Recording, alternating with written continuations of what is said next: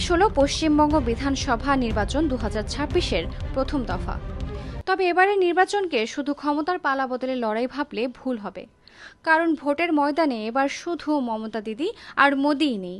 প্রশ্ন উঠেছে ভোটার তালিকার স্বচ্ছতা এবং নির্বাচন কমিশনের বিশ্বাসযোগ্যতা নিয়ে। একদিকে আছেন বর্তমান মুখ্যমন্ত্রী মমতা বন্দ্যোপাধ্যায়, যিনি টানা 3 দফা বিজেপির উত্থান ঠেকিয়ে রাজ্যে নিজের রাজনৈতিক আধিপত্য ধরে রেখেছেন। অন্যদিকে প্রধানমন্ত্রী নরেন্দ্র মোদীর বিজেপি, যার নজর সর্বদা পশ্চিমবঙ্গের বিপুল সংখ্যক ভোটের দিকে।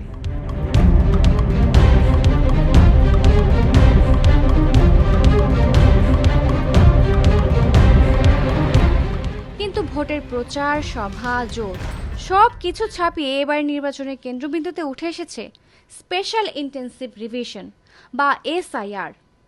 এসআইআর এর কাজ হচ্ছে ভোটার তালিকা পুনর্যাচাইয়ের বিশেষ অভিযান চালানো, যেমন মৃত ভোটার, স্থানান্তরিত ভোটার, ডুপ্লিকেট নাম এবং সন্দেহভাজন ভোটারদের শনাক্ত করা। তবে এইবারের নির্বাচনে অভিযান চালিয়ে যে পরিমাণ ভোটার বাদ গেলেন তা অবিশ্বাস্য। সংখ্যাটি প্রায় 90 লক্ষেরও বেশি। এর মধ্যে প্রায় 27 লক্ষেরও বেশি মানুষ নির্বাচনের আগেই আপিল করেছেন, তা সত্ত্বেও ভোটাধিকার ফিরে পাননি। অভিযোগ আরও গুরুতর হয় যখন জানা যায় নির্বাচন কমিশন তথাকথিত লজিক্যাল ডিসক্রিপেন্সি বা নথিগত অসামঞ্জস্যের ভিত্তিতে বহু ভোটারকে বাদ দিয়েছে। নামের বানান, বয়সের ব্যবধান, পারিবারিক তথ্যের অমিল, এসব নানান অদ্ভুত কারণে তাদেরকে সন্দেহজনক চিহ্নিত করে ভোটার তালিকা থেকে বাদ দেওয়া হয়েছে। এবং সবচেয়ে গুরুত্বপূর্ণ ব্যাপার হচ্ছে, যাদের নাম বেশি বাদ গেল তাদের বড় একটি অংশ হচ্ছে মুসলিম এবং দরিদ্র সীমান্তবর্তী মানুষ। কথিত আছে যে এই মানুষগুলো সাধারণত মমতার ভোট ব্যাংক, বিজেপির নয়। তাহলে বুঝতে পারছেন খেলাটা ঠিক কোথায় হচ্ছে। খেলাটা হচ্ছে এই তালিকা আসলে ভোটার তালিকা সংশোধন নয়, এটা হচ্ছে ভোটের আগেই বিরোধী ভোটার কমিয়ে দেওয়া। অর্থাৎ ভোটের দিন কারো বুথ দখল করার প্রয়োজন নেই, শুধু ভোটের তালিকা থেকেই মানুষ উধাও।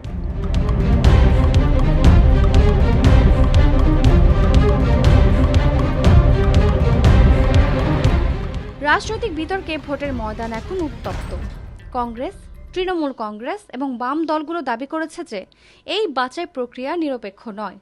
যে উচ্চ আদালতের কাজ হলো সংবিধান রক্ষা করা এবং রাষ্ট্রের কোনো ভুল বা ক্ষমতার অপব্যবহার হলে সেটা থামানো, সেই আদালতই লাখ লাখ মানুষের ভোটাধিকার হরণ প্রক্রিয়ার একটি নীরব সমর্থকের ভূমিকা পালন করল। তবে 13 এপ্রিলের শুনানিতে বিচারপতি জয়মাল্য বাগচি এমন একটি প্রশ্ন তোলেন যার উচ্চ আদালতের পক্ষে অগ্রাহ্য করা সম্ভব হয়ে ওঠেনি। তিনি প্রশ্ন তোলেন, যদি 15% ভোটার ভোট দিতে না পারেন আর নির্বাচনে জয়ের ব্যবধান হয় 2%, তাহলে কি সেই ফলাফলকে নির্ভরযোগ্য বলা যাবে? প্রশ্ন তোলেন জনতাও। শত শত ভোটারের আবেদন জমা পড়ে সুপ্রিম কোর্টে। যাদের নাম বাদ পড়ল তারা জিজ্ঞেস করলো, আমরা তো নাগরিক, আমাদের ভোটের অধিকার কে কেড়ে নিল? স্বাভাবিকভাবে সবাই ভাবল আদালত বলবে নির্বাচনের আগে কাউকে ভোট থেকে বঞ্চিত করা যাবে না। কিন্তু আদালত কি করলো? দায়সারাভাবে বলল, হ্যাঁ, বিষয়টি নিয়ে আমরা উদ্বিগ্ন, কিন্তু তোমরা আলাদা আলাদা ট্রাইব্যুনালে গিয়ে আপিল করো। এখন দেখুন, লাখ লাখ বাদ পড়া ভোটার নির্বাচন দুয়ারে কড়া নাড়ছে, আর ট্রাইব্যুনালে পড়ে আছে পাহাড় সম আবেদন। প্রায় 34 লক্ষেরও বেশি আপিল বিভিন্ন ট্রাইব্যুনালে ঝুলে আছে। বাস্তবে এর মানে কি দাঁড়ায়? আইনগতভাবে তাদের আপিলের সুযোগ আছে, কিন্তু ভোটের আগেই সমাধান পাওয়ার কোনো উপায় নেই। অর্থাৎ আদালত সমস্যা স্বীকার করছে, কিন্তু কোনো সমাধান দিতে পারছে না।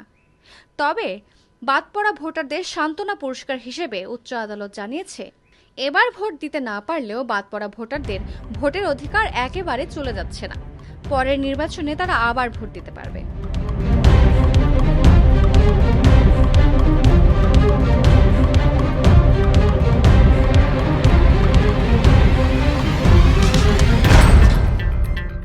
এখানে আসল ভয়টা কিন্তু কেবল এই নির্বাচনের ফলাফলই নয়।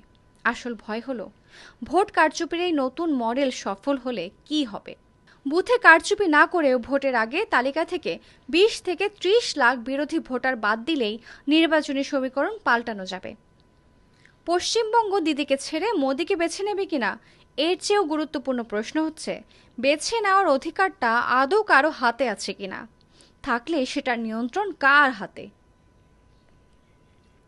পশ্চিমবঙ্গে আজ যে প্রশ্ন উঠেছে, আগামীকাল সেটা পুরো ভারতের সামনে দাঁড়াবে।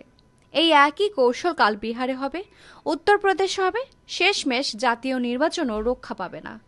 আর সবচেয়ে বড় আশঙ্কা হলো, এই কৌশল যদি সফল হিসেবে প্রতিষ্ঠিত হয়, তাহলে ভবিষ্যতে শুধু ভারত নয়, অন্যান্য দেশগুলোর নির্বাচনী প্রক্রিয়াতেও এই ধরনের কারচুপি অনুসরণ করার প্রবণতা তৈরি হতে পারে। তখন গণতান্ত্রিক দেশগুলোতে তৈরি হবে গণতন্ত্রের নতুন এক বাস্তবতা।